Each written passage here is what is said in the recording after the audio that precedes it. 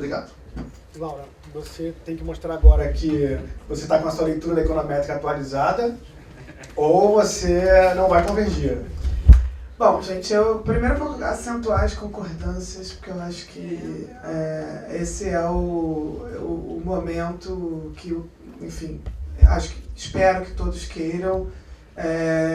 Eu, por exemplo, concordo plenamente com o Marcos que a gente tem que ler o que é produzido hoje no mundo, no Brasil, de todos os lados. Acho que existe esse espantalho construído, mas que o espantalho sempre tem, claro, figuras dos dois lados que, de fato, não leiam, prezem pela ignorância, e isso é um problema e será sempre um problema, e a gente precisa, juntos, tentar combater isso, e esse debate é sempre, esse tipo de debate é sempre bom nesse sentido. Então, certamente não me encaixo entre aquelas pessoas que, por exemplo, não leem e criticam a economia de 30 anos atrás, seja de um lado, seja do outro. Tá? Então, enfim, isso aqui certamente não é um debate que eu entraria em oposição ao Marcos. Há outra concordância aqui, que são escolhas da sociedade, aquelas de definir qual será a prioridade do orçamento. Né? O Marcos admite que pode ser por aumento de imposto, por queda de desoneração, com corte num lado, corte no outro lado. Isso aqui também, pelo visto, a gente conversa, porque eu acho que tem economistas que já acham que é tudo técnico, né? Que inclusive a própria composição do orçamento público é um elemento técnico. Então eu acho que a divergência aqui, para a gente mapear, ela está mais no papel do economista quanto a definir essas restrições. Né? Então, e aí acho que tem a ver com a pergunta do colega da UERJ, qual é a restrição? Né? Então, exatamente esse ponto aqui, a restrição ela tem que ser imposta de forma estática, independente do crescimento do PIB, ela tem que ser imposta, que é a pergunta do Zé Bruno, aliás, né? Por exemplo, a regra ela tem que ser uma regra em relação ao PIB ou ela tem que ser uma regra que simplesmente congela, né? Isso, para mim, é mais sofisticado, por exemplo, do que o que você está colocando. Como, não, isso está dado, PEC está dado. Nem no campo, nenhum economista no Brasil acha que essa PEC representa perfeitamente os seus modelos teóricos e muito menos os seus estudos quantitativos. Então, olha, esse é o debate, deixa eu te explicar. Esse é o debate, tá? Então, enfim, sendo esse o debate, eu acho que há uma concordância que também que essa PEC, essa restrição, dessa maneira, ela também não representa ninguém. Ela não representa o que a sociedade quer, ela não representa o que os economistas de um lado ou de outro considerariam adequado dentro dos seus próprios modelos.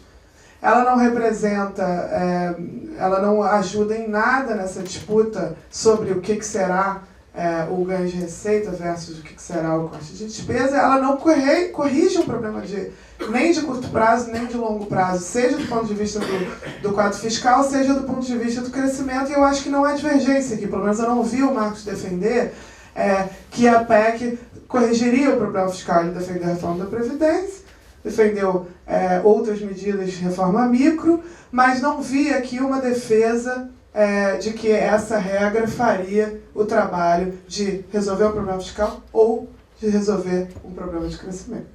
Então, nesse ponto de vista, acho que a gente concordou com bastante coisa nesse debate. Gostaria de ressaltar essas coisas, porque, ao que parece, essas divergências, elas estão, inclusive, levando a falsas polarizações, no sentido de que a gente vê, por exemplo, quem é? Então, quem é a PEC? O que é? Quem são? Se a gente olha os economistas que não estão no governo, né, não estão empolgadamente defendendo essa PEC. Não estou vendo. Não acompanho. Eu vejo algumas pessoas que são membros do governo atual, claro, que vão defender porque estão ali, fazem parte daquilo. Eu vejo economistas criticando pelos dois lados. Né? E eu vejo um governo indeciso. Né? Um governo que, ao mesmo tempo, sofre pressões de parte da sua base de apoio, isso olhando com distanciamento também. O que eu vejo é crescentes pressões, seja de analistas do mercado, alguns economistas ligados ao campo de setores do PSDB, mas que também não são todos, né, defendendo que se faça a PEC, mas eu acho que há aí uma dúvida, uma divergência, que também nem esses apoiam exatamente esse formato da PEC, então há questões sobre qual deve ser exatamente, e acho que a reforma da Previdência acaba aparecendo sempre, apesar da PEC não tratar de reforma da Previdência. E há, dentro do governo, também uma disputa. Então, o ministro Meirelles chega dizendo que tem que fazer a PEC. A ata do Copom diz que tem que fazer a PEC, senão não reduz a taxa de juros. Enfim, um ministro defende, os outros ministros, nos bastidores, eu imagino que estão discutindo isso, e muitos deles também não defendem, não acham que isso será viável. Então, ligando à pergunta... eu já esqueci seu nome, desculpa. Daniel? Rafael. A pergunta do Rafael, eu acho que é importante no seguinte sentido. A gente tem um governo que é do PMDB. Aí ele falou, eu não sou afiliado ao PMDB, eu não sou PMDB. Alguém é PMDB? Eu não conheço ninguém que seja PMDB. Mas, enfim, nem o PMDB é PMDB, porque o PMDB não é nada. O PMDB é um conjunto de coisas aí, né? Não, exato. Agora, tem um monte de gente que está nesse governo, de diferentes maneiras. E a gente está vendo esse governo, e aí acho que a pergunta mais importante aqui foi essa, do Pedro, um pouco de... A gente, claro, a gente é economista, a gente está enxergando isso do ponto de vista econômico. Eu vejo um governo que não propôs nenhum tipo de agenda positiva em nenhum sentido. Então, não vejo como um governo especialmente corajoso por fazer a PEC, aliás, eu acho que não fará. Tá? Então, para você ter uma ideia, talvez você vá se decepcionar em breve, porque eu não vejo os congressistas comprometidos com esse assunto, muito menos o Temer, eu vejo uma briga muito grande interna.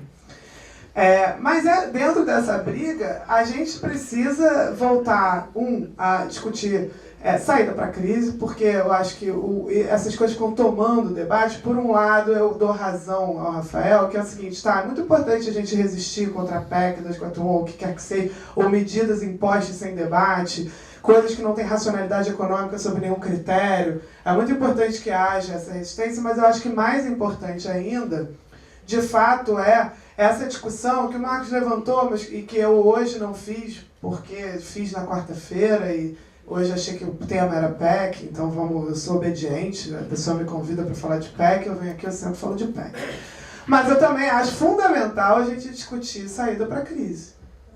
Política, econômica, saída para um problema... enfim, acho que de economista se mete um pouco em tudo, e aí eu também acho natural que a gente se meta um pouco em discutir sistema político. Tudo bem, são coisas que fazem parte, inclusive com impactos. Essas questões são muito relevantes. As políticas, eu também faço parte dos economistas que gostam de trabalhar com dados e gosto de olhar para os dados e rodar a econometria, e, enfim, isso aí acho que não distingue, não é isso, o método aqui não é o que distingue, né? Não é também o maior ou menor conhecimento da técnica de um lado ou do outro. Não acho que é isso que é o debate. Pelo menos não deveria ser, porque tem gente que torna esse o debate, não é esse. Também não acho que é quem gosta do Brasil não gosta do Brasil, né? Então, não é isso que está em jogo aqui. Eu acho que o que está em jogo aqui a gente tem visões diferentes sobre as causas dessa crise, a gente tem visões diferentes sobre as saídas, portanto. Então, eu, por exemplo, vejo capacidade ociosa, um monte de indústria, eu olho para os dados, eu vejo tudo que me salta às olhos é capacidade ociosa, desemprego, etc. Como é que a gente sai disso? Temos que nos livrar da capacidade ociosa.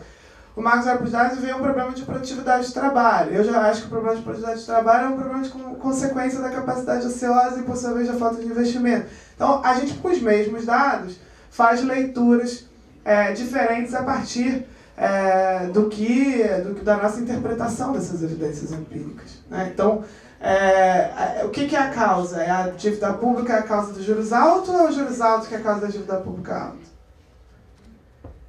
Provavelmente os dois canais existem em alguma medida, mas a gente precisa fazer esse tipo de análise. Então, com isso, eu acho que eu encerro aqui com um chamado para que esses debates aconteçam de forma mais frequente, e aí talvez partindo para o problema que é o real problema da economia brasileira hoje, que é o problema do crescimento econômico, e aí eu vou divergir sobre a literatura internacional, ou o debate no mundo. Eu acho que o debate no mundo hoje não é o debate pautado por essas questões que foram apresentadas aqui, problemas micro, problemas de reformas estruturais, problemas de enfim, produtividade ou educação como causas dessa estagnação secular ou do que quer que seja que esteja fazendo com que todas as economias patinem. Eu não acho que esse debate está dominado por isso. Até existe isso em todos esses países, tem muita gente que continua argumentando por esse lado, mas a minha sensação, olhando seja a literatura acadêmica, seja a literatura enfim, o debate econômico público, é de que essas visões estão cada vez mais perdendo espaço, sim, dentro, pelo menos, da macroeconomia. Da microeconomia, eu já não sei, mas dentro da macroeconomia há uma constante revisão dentro do campo. Eu não estou dizendo que o Paul Romer é bombástico de forma alguma, mas há uma revisão dentro desse campo na compreensão de problemas que tem a ver, sim, com desigualdades, como o colega apontou, que tem a ver com trajetórias insustentáveis do ponto de vista da interação entre setor financeiro e setor real da economia, então questões, inclusive regulatórias, etc., estão cada vez mais sendo estudadas em todos os campos, dentro do campo da economia mainstream. Questões ligadas à insuficiência de demanda e à maneira como a política fiscal pode ajudar nesse campo, né? A agenda no debate eleitoral americano, ela é toda entre o quê? Qual é a agenda agora?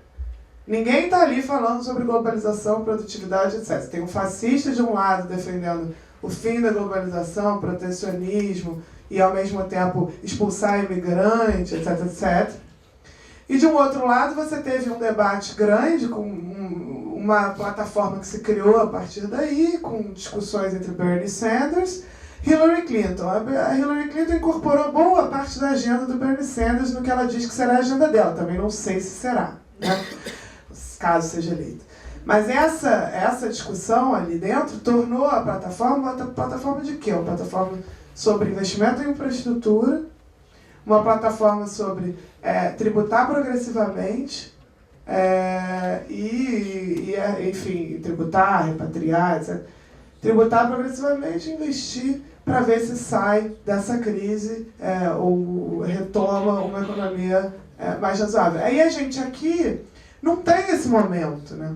A gente polariza para sempre. Então parece que você vê economistas que lá, de repente, estariam no mesmo campo, divergindo, convergindo, criando uma plataforma comum, se fosse o caso. E aqui a gente continua até o final batendo numa tecla. Não, o problema é esse, e isso poderia nos levar a não crescer mesmo durante 20 anos, e o debate só fica nesse plano do ajuste fiscal. Então a gente precisa... não, de nenhuma maneira estou pensando de forma colonizada, porque eu acho péssimo também o sistema bipartite, sei lá, americano, acho que tem problemas, etc. Mas a gente realmente precisa começar a assimilar. E quando eu falei que a gente estava voltando para os anos 90, eu não estou dizendo que é um neoliberal, não, de forma alguma, né? O que eu sinto do debate dos anos 90 é que o debate é justamente esse, agenda micro, reformas serão suficientes. Quer dizer que tudo o que aconteceu no governo Fernando Henrique, eu sou contra, de forma alguma também, né? Então, isso aí, gente, é justamente do que se trata. É você pensar em propostas, você não ser pautado por um debate que, às vezes, inclusive, quem pauta não são os economistas, quem está pautando esse debate sobre PEC, sobre ajuste fiscal, sobre isso, sobre aquilo, muitas vezes não são os economistas, ou pelo menos não os economistas acadêmicos, né? Então, a gente começa a desconfiar quando todo mundo está pensando, pensando de um jeito até incoerente com a sua própria teoria. Você vê economista acadêmico junto com economista de mercado, junto com gente que está no governo, todo mundo defendendo a mesma coisa. Aí você fala, bom, tem alguma coisa estranha, né? Mas, tirando isso, eu tenho todas as razões para acreditar que a gente poderia estar pensando e convergindo nas propostas e tudo mais. Muito obrigado, gente. Obrigado. daqui a uma semana o debate vai estar disponível na internet, tá? Valeu, obrigado pelo convite. Valeu.